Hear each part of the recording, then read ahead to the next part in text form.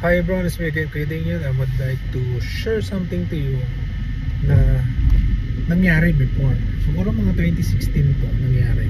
Kasi nung pumasok ako doon sa isang kumpanya, naikwento sa akin. Okay, ayoko sabihin ko ng year kasi makikita nyo sa Facebook ko kung ano yung kung nasan ako ng mga panahon na yun. Okay, baka mamaya sabihin yung sister company pa niya may gumawa na. Anyway, let's go to this part. Meron isang ahente sa isang dealership na yon na parang nalulong sa sugal. Actually, hindi parang nalulong talaga siya sa sugal. Na up to the point na nagkaroon siya ng benta na ayoko rin sabihin ko nung brand. Ayoko sabihin ko nung brand kasi matadala tayo. Small car na lang sabihin natin. Small car, hatchback. Sige, maraming hatchback ha. So nag-deliver siya ng sasakyan. Sir, deliver ka ilan lang to sa kliyente, sabi niya sa manager niya. Basta sa kwento ha. So nangyari, dineliver niya yung sasakyan. Pero alam niya kung saan dinila.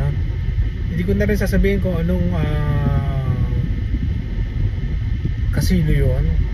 Basta within the entertainment city. Okay, doon diniretso yung pag-deliver ng sasakyan. At ano nung ginawa doon na binenta. So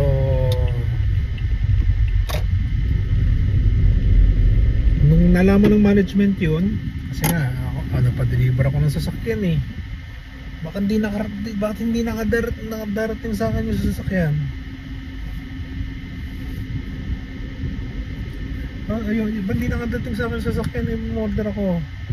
Doon na nalaman na ibinenta ng ahente yung sasakyan sa casino. Kung sino mang loan shark doon sa casino yun.